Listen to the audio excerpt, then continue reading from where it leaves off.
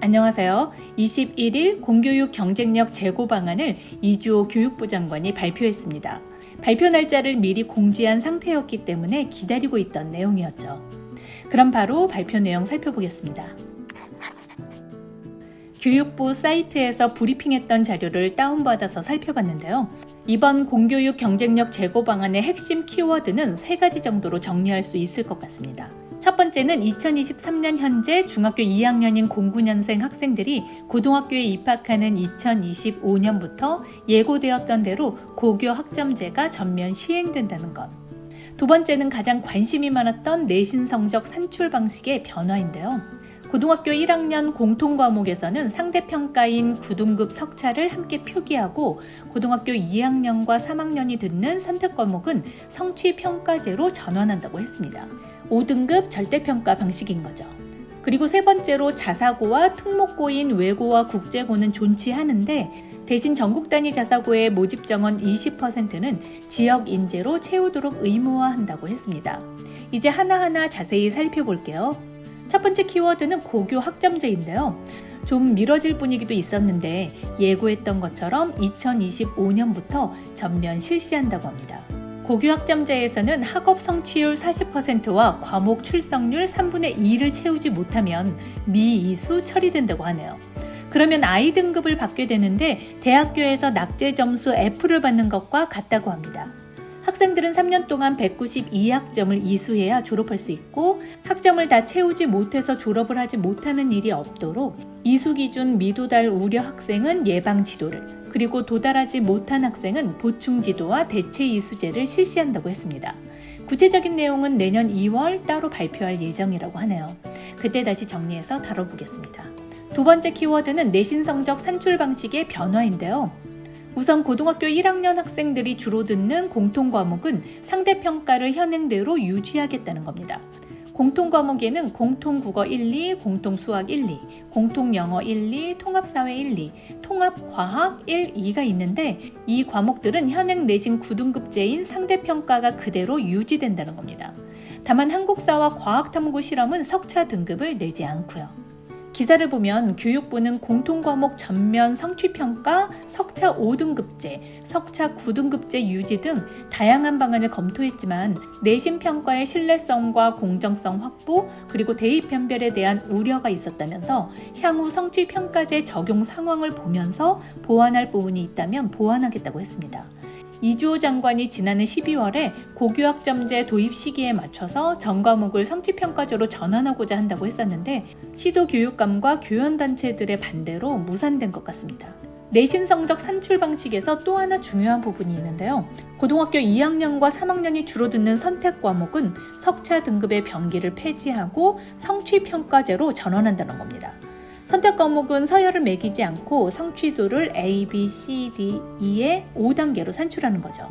그리고 성취평가제의 신뢰와 공정성을 높이기 위해서 학교와 교육청 그리고 외부점검단의 3단계 점검 체계를 마련하고 중앙 및 시도별 평가관리센터를 설치한다고 합니다. 이런 식으로 전체 고등학교의 성취평가 운영 실태를 살펴본다고 하는데 3단계 점검 중에서 학교와 교육청까지는 예상이 되는데 외부 점검단은 어떤 방식인 건지 예상이 안 되네요. 지켜봐야 할 부분이죠. 결국 고등학교 1학년 내신이 정말 중요해지겠다는 생각이 들었습니다. 현재도 고등학교 1학년 내신은 중요하지만 2025년 고등학교 1학년 첫 시험부터 내신 경쟁이 엄청나게 치열해질 것 같습니다. 고등학교 1학년 내신을 상대평가로 유지하는 것이 내신 변별력을 위한 보완책이라는 측면으로 내린 결정 같은데 고교 학점제의 취지하고는 맞지 않는 것이 사실입니다. 그럼 여기서 한 가지 더 예측해 볼 수 있는 것이 있는데요.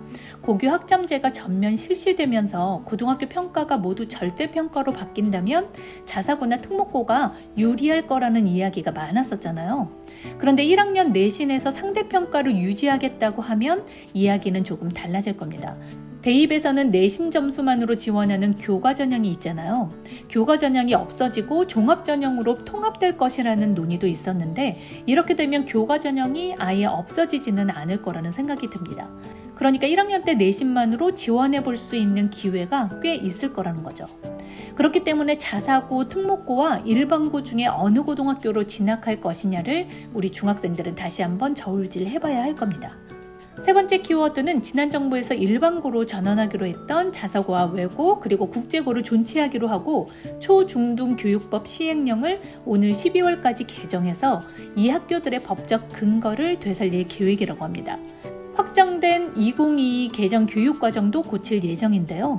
이 학교들이 2025년 폐지되는 것을 전제로 전문교과 편성 과목이 사라졌는데 교육부는 그 부분을 수시 개정하기 위해서 국가교육위원회와 협의할 거라 합니다.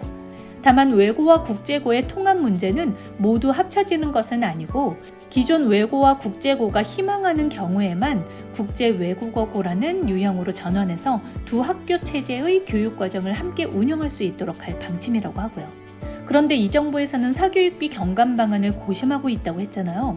그런데 자사고와 외고 국제고를 존치시키는 건 앞뒤가 맞지 않은 모양새라는 비판이 많습니다.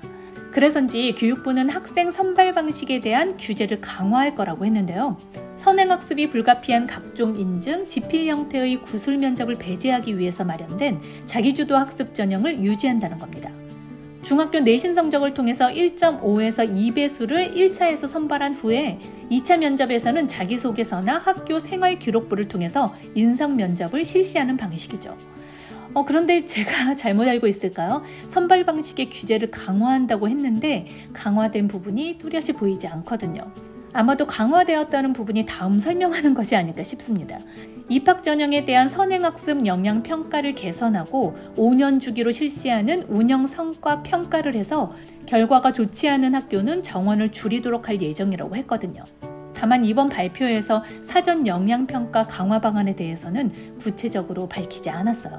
추후 관련 협의체를 통해서 일선 시도교육청과 협의한 뒤에 마련할 계획이라고 하니까 이 부분을 봐야 얼마나 강화된 규제인지를 알 수 있을 것 같습니다.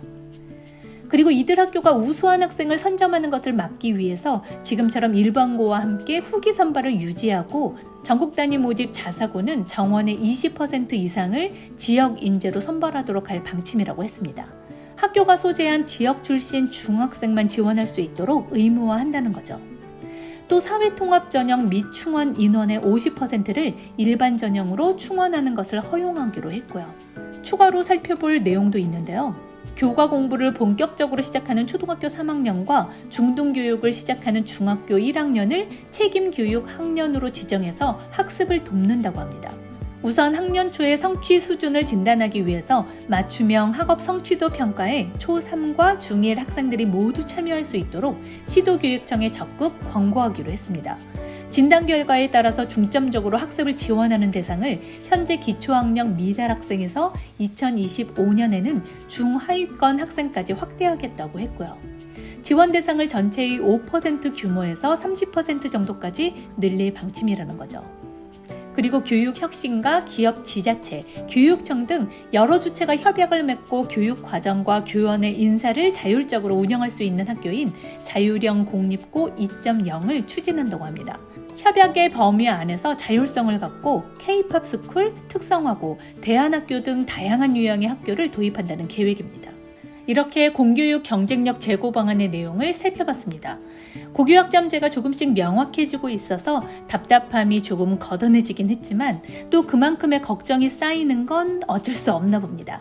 고등학교 1학년은 상대평가를 하고 2학년과 3학년에선 절대평가를 하게 된다면 두 평가 방식을 아우르는 종합평가 방식으로 바뀌게 될 텐데 그렇기 때문에 대입제도가 어떻게 개편될 것인지 초미의 관심사가 될 수밖에 없습니다.